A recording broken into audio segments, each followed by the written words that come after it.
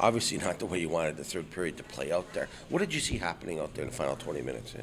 Well, I think it was a tough situation for Flores to come into, right? Yeah. I mean, Charlie Robertson just played lights out, probably save of the year, in my opinion. Yeah.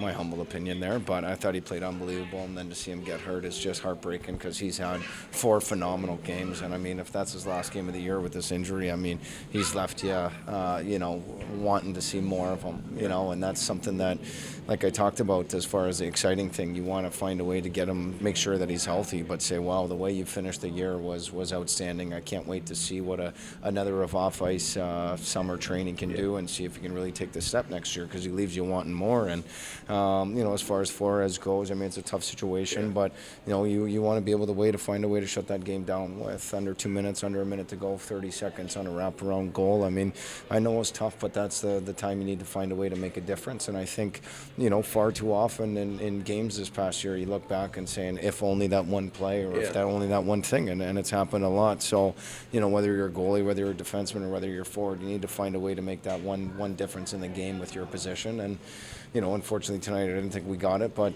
he's been a battler all year, and I know he's going to finish the season strong for us here on Saturday. Yeah. Now, what happened to Robertson exactly? Because he got himself hurt.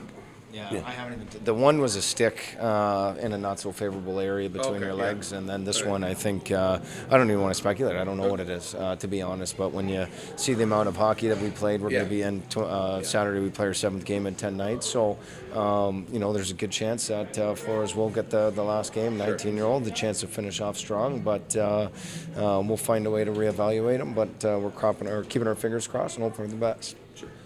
Coming off too, performances that weren't so great, especially last night. Much better the first 40 minutes, though. So what did you do well in the first 40 minutes here that you liked? Yeah? Well, it wasn't even when you look at last night, that's a first place team. That's a really, really good hockey team, and we had a really good start. You score in the power play, and we were without our best player. Then we were without Kevin or without Fedor, and then we were without Asadorian after he got injured. And just as the game wore on, our body started to wear on, and a really good older team started to take over. And for us, it was the same thing. No Kevin, even though we got Fedor back, but it was no Asadorian, and so you're up against it. But everybody just found a way to dig deep, and that's the character of the team. Everybody found a way to contribute in one way or the other, and I thought we had actually a great 55 minutes. It was just in the last 5 minutes we broke down. Sure. To Bryant today, and I don't think you could ask more of a player than you got out of him. How much has he meant to this team this year? He's meant everything. I mean, we'd be up a river right now if it wasn't for Gavin. I mean, but it's everything that everybody sees on the ice can appreciate. I mean, he's doing unbelievable, and he's doing it with a body that isn't 100%. But I mean, sometimes it takes a couple guys to get through to understand what a true great leader he is. And obviously we went through a leadership change, a coaching change, and everything like that, but you couldn't have asked for a better guy to take ownership of that role and then come back knowing he's the captain for next year. I think is really important. I mean, he's an unbelievable human. He brings the group together. He's unbelievable on the ice. It's just a A-plus captain. I mean, even before tonight, I know he got an assist on the rubric goal, but I think he had 11 points in 7 games and 10 in his last 12. He's catching fire at the right time, and like I said, it leaves you wondering what a great off-season of training and health can do for these guys, and it really gives you encouragement to start the year next year going into this thing, knowing the guys having to lay the land and hopefully some healthy bodies. Safe to say you'd want him back as an OA then? 100%. Yeah. Why would you not, right? Yeah, exactly. Especially with the way he's playing. But even with the value on the ice he brings, I mean, he's worth every single dime off of it as well, too. And, like I said, you can't just put a C on somebody's shoulder and expect them to lead the right way, as we experience. So when you put the C on somebody's shoulder like that and it does it by example, I think that's a true testament to one's character, and those are few to find. So the fact that we have him as an Niagara IceDog, we're going to try to squeeze every single ounce of energy out of him next year. Thanks. Robertson, he's played 3 of the last 4 games, and I think in every one of those games he's been down on the ice at one point during the game and has fought through it and stayed in the game. Can you just talk about the fight that Charlie Robertson has been able to give you here? And he was down 3 times tonight. The final one finally got him, but he was really battling out there for you guys. What did that mean to the group on the bench? Well, we wanted to do it for him, right? I mean, that's what we talked about. He's a fighter. He's a battler. I mean, the guy never gives up. And, we've been in games where it's been 10-0 this year, and the guy's still fighting all the way to the bitter end. I mean, he had to play 3 games in 3 nights or 2.5 days there the one time. I mean, the one thing we know since we picked up Charlie is the guy always wears a smile. He's very competitive. He never gives up. And you just hope that he can get healthy here because he's been unbelievable as of late.